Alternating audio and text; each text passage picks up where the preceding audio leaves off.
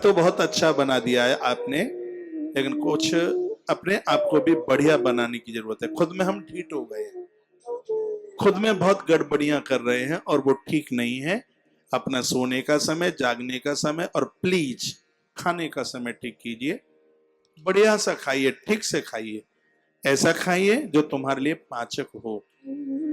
15 दिन में एक बार मेथी दाना खाइए, 15 दिन में एक बार परवल खाइए, 8 दिन में एक बार घिया खाइए, 8 दिन में एक बार तुरई खाइए, तोरई खाइए, और खीरा रोज खाइए। दोपहर में खीरा ना छोड़ें। दोपहर का खीरा हीरा और रात का खीरा कीड़ा। दोपहर का खीरा। भोजन के बाद भुने हुए अलसी के दाने।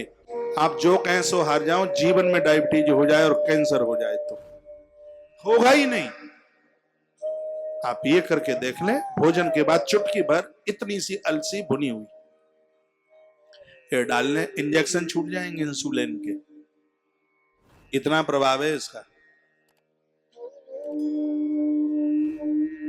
रक्त का थक्का नहीं बनेगा, सर्जरियां नहीं होंगी कभी हार्ट वार्ट की।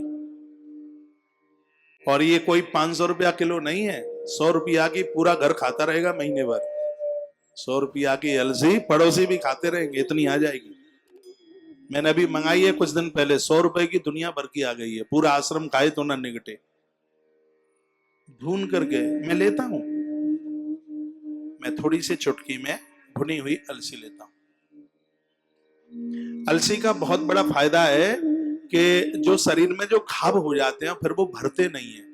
ये नींबू और अलसी का ये बड़ा फायदा है, वो घाव भर जाते हैं। और डायबिटीज के मरीज को बड़ा घाव होता है, बड़ी दिक्कत होती है, बड़ी परेशानी होती है, तो इन रोगों से बचें।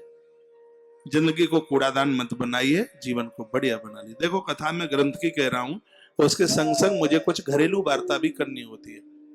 इस ग्रंथ का दर्शन कर लो, किताब तो लाके घर पढ़ लोगे, लेकिन इस कथा को अपनी दैनिक दिनचर्या में उतारना है, ये बहुत ज्यादा जरूरी है। ये ग्रंथ है, इसका नाम है ब्रह्मांड पुराण।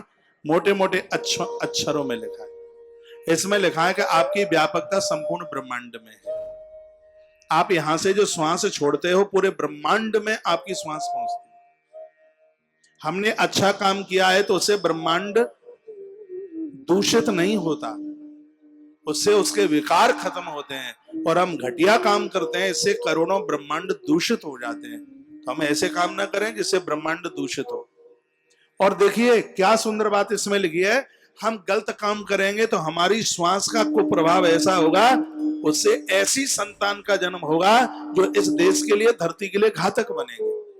और हम भजन करेंगे, पूजा पाठ करेंगे, ब्रह्मचर्य के साथ जीवन जिएंगे, तो ऐसे उस पौरुषत्व योग के साथ में उस व्यक्ति की निकली हुई जो श्वास है पूरे वातावरण में ऐसी गूंज जाती हैं, ऐसे जाकर के व्याप्त हो जाती हैं। उन श्वासों का ये प्रभाव होता है, एक नई सृष्टि का जन्म होता है। और उस सृष्टि में जन्म लेने वाले लोग बहुत योग्य लोग पैदा होते हैं, अच्छे लोग बच्चे जन्म लेते हैं। हमारे शुभ और अशुभ कर्म करने का इतना बड़ा प्रभाव और दुष्प्रभाव।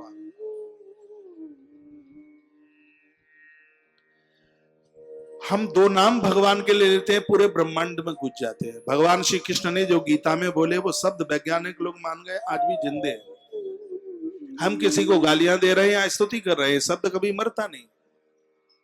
हमारी श्वासों का, आपको पता है टीबी के मरीज के पास नहीं बैठते। क्यों नहीं बैठते? क्योंकि उसके श्वास में टीबी है। ये सब अभी ये लगा रहे थे, मास्क लगाए,